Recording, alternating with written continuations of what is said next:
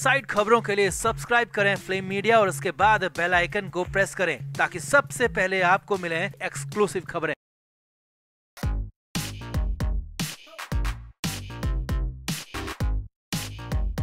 Shiv Sena UBT यानी कि उद्धव ठाकरे की पार्टी के लिए रोज बर रोज नई नई समस्याएं आ रही हैं। इधर कोंकण के बड़े नेता भास्कर जाधव की नाराजगी लंबे समय से पार्टी से चल रही है। लगातार उन्हें मनाने की बात कही जा रही है, लगातार उनको मनाया भी जा रहा है और बीच में उनकी नाराजगी दूर होने की बात कही जा रही थी। लेकिन अचानक भास्कर जाधव ने व्हाट्सएप स्टेटस में 2 क्रिप्टिक पोस्ट लगाए, उसके बाद फिर विवाद शुरू हो गया था। उसके बाद भास्कर जाधव को मातोश्री बुलाया गया था उद्धव ठाकरे से मुलाकात के लिए। लेकिन ये क्या, भास्कर जाधव जब अपने समर्थकों के साथ मातोश्री के गेट पर पहुंचे तो बवाल मच गया। संजय राउत की टीम ने यहाँ पर बदतमीजी कर दी, ऐसा आरोप लगाया जा रहा है। उसके बाद जाधव के समर्थक भी भड़क गए और अंदर से खुद उद्धव ठाकरे दौड़े दौड़े आए। तो क्या हुआ, बवाल क्यों ऐसा हुआ, सब कुछ आपको दिखाते हैं। क्या वाकई में संजय राउत ने गंदगी कर दी, दिखाएंगे आपको सब कुछ। आप भी वीडियो को शेयर करें, कमेंट करके अपनी राय जरूर दें।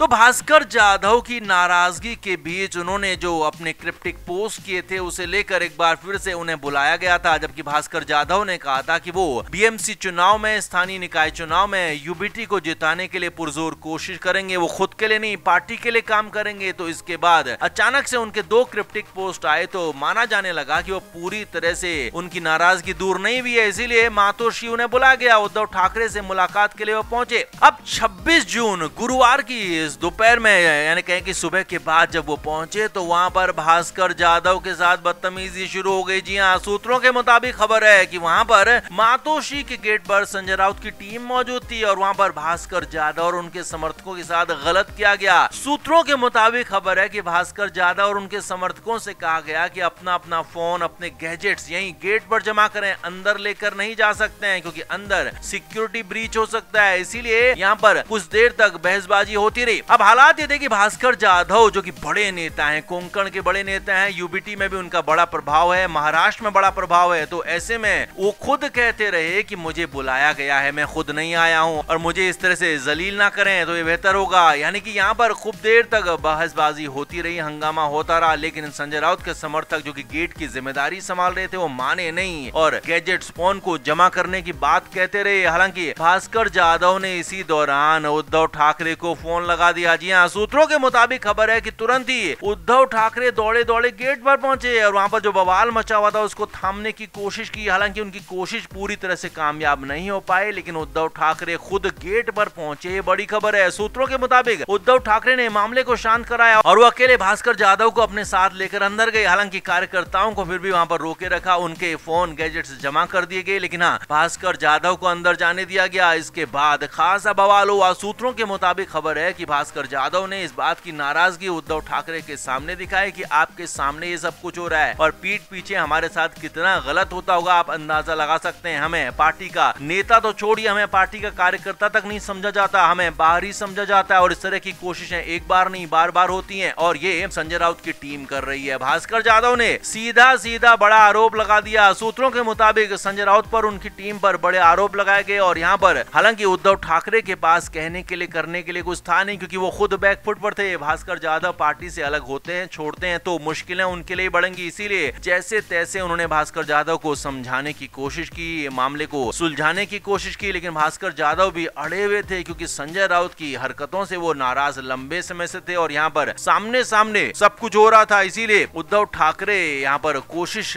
जरूर कर रहे थे कि उन्हें समझाया जाए, लेकिन वो माने नहीं। हालांकि काफी देर समझाने के बाद भास्कर जाधव तात्कालिक रूप से समझ जरूर गए, मान जरूर गए, लेकिन अंदर खाने उनके क्या चल रहा था किसी को समझ नहीं आया। माना यह भी जा रहा है कि भास्कर जाधव हो सकता है इसके बाद भी नाराजगी उनकी बनी रहे, हो सकता है इसके बाद भी वो पार्टी से दूर होने की कोशिश करें, लेकिन फिलहाल यहाँ पर संजय राउत की टीम पर, संजय राउत पर बिल्कुल पूरी तरह से उद्धव ठाकरे को, मातोश्री को हाईजैक करने के आरोप लग रहे हैं और एक तरफा पार्टी को चलाने के आरोप लग रहे हैं। इसीलिए यहाँ पर भास्कर जाधव ने सीधे सीधे सामने सामने उद्धव ठाकरे के ये पूरा मामला उठा दिया। तो आपका क्या कहना है, क्या वाकई में संजय राउत ही उद्धव ठाकरे की बर्बादी की वजह है? आप क्या मानते हैं? कमेंट जरूर करें, वीडियो को शेयर भी करें। तो राज ठाकरे और उद्धव ठाकरे के बीच में गठबंधन को लेकर जो चर्चाएं चल रही थी वो आगे बढ़ने की कोशिश तो कर रही हैं, लेकिन आगे बढ़ नहीं पा रही। अब इस बीच 25 जून की दोपहर 12:30 बजे दोनों की पार्टियों के एक संयुक्त प्रेस कॉन्फ्रेंस रखी गई थी। इसमें मजदूरों की, गरीबों की बात करने की बात कही गई थी, इनके मुद्दों की बात कही गई थी। और बड़ी खबर ये थी कि इसमें राज ठाकरे, उद्धव ठाकरे दोनों के शामिल होने की भी खबरें आ गई थी। जी हाँ, दोनों ही बड़े नेता अपनी अपनी पार्टी के इसमें शामिल होने वाले थे। और यहाँ तक खबरें थी कि उद्धव ठाकरे, राज ठाकरे एक साथ एक प्रेस कॉन्फ्रेंस में आते हैं तो दोनों एक दूसरे के साथ आने का भी ऐलान कर सकते हैं, गठबंधन का ऐलान कर सकते हैं। लेकिन यहाँ पर एन मौके पर बड़ा बवाल हो गया। जी हाँ, एन मौके पर ठीक प्रेस कॉन्फ्रेंस से पहले राज ठाकरे ने अपना पूरा का पूरा मूड ही बदल दिया। जी हाँ, उद्धव ठाकरे गुट को फरमान, या कहें कि उद्धव ठाकरे गुट को मैसेज भिजवाया गया कि राज ठाकरे नहीं आ सकते हैं, उनको कुछ जरूरी कमिटमेंट्स आ गए, जरूरी काम है, इस वजह से वो नहीं आ पाएंगे। अब राज ठाकरे नहीं आ रहे थे तो फिर उद्धव ठाकरे क्या करते, क्योंकि अकेले उद्धव आते तो उनकी इज्जत और गिरती, लिहाजा उद्धव ठाकरे भी नहीं आए। लेकिन हाँ, खबर यह है कि यहाँ पर अंदर खाने उद्धव ठाकरे गुट की तरफ से हाथ पैर जोड़े गए, कोशिश की गई, फुल तरीके से मनाने की बात कही गई। कहा गया राज ठाकरे से कि आपकी बातों को सुना जाएगा, हर बात आपकी मानी जाएगी, लेकिन फिलहाल आप एन मौके पर प्रेस कॉन्फ्रेंस से पीछे ना हटे। लेकिन यहाँ पर राज ठाकरे की तरफ से फैसला कर लिया गया था, फैसले को बिल्कुल यहाँ पर अमली जामा पहना दिया गया था। इसीलिए राज ठाकरे एन मौके पर पीछे हट गए, प्रेस कॉन्फ्रेंस में नहीं पहुंचे। उसके बाद उद्धव ठाकरे भी नहीं आए। अब अंदर की खबर यह है कि राज ठाकरे ने भले ही कोशिश की थी, शुरुआत की थी, महेश मांजरेकर के इंटरव्यू में उन्होंने बात कही थी खुद ही कि वो उद्धव ठाकरे के साथ आ सकते हैं, उनके साथ आने में उनको कोई दिक्कत नहीं है। और उसके बाद उद्धव ठाकरे की पूरी कोशिश में जुट गए थे क्योंकि उन्हें तो जरूरत है। लेकिन यहाँ पर बीच में देवेंद्र फडणवीस के साथ हुई राज ठाकरे की मुलाकात के बाद मामला पूरी तरह से उलझ चुका है। राज ठाकरे अब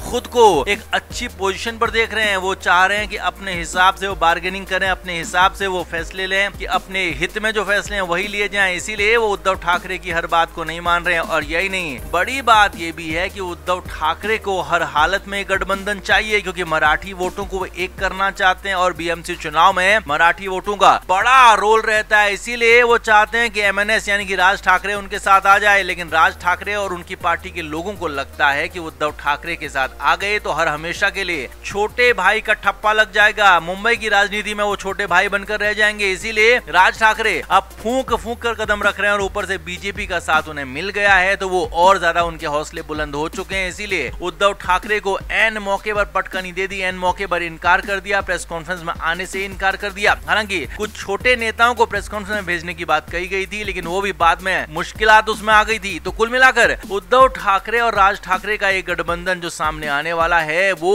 बहुत मुश्किलों में फंस गया है। अब आगे क्या होगा फिलहाल तो कहा नहीं जा सकता, लेकिन हाँ, इतना जरूर है कि राज ठाकरे अब पूरी तरह से मजबूत नजर आ रहे हैं और राज ठाकरे अपनी मजबूती के साथ अपना पक्ष रखने की बात कह रहे हैं, जिससे इस पूरे गठबंधन पर फिलहाल ब्रेक लग सकता है। तो आप क्या कहेंगे, आप भी कमेंट करके जरूर बताएं, वीडियो को शेयर भी करें। Flame media report.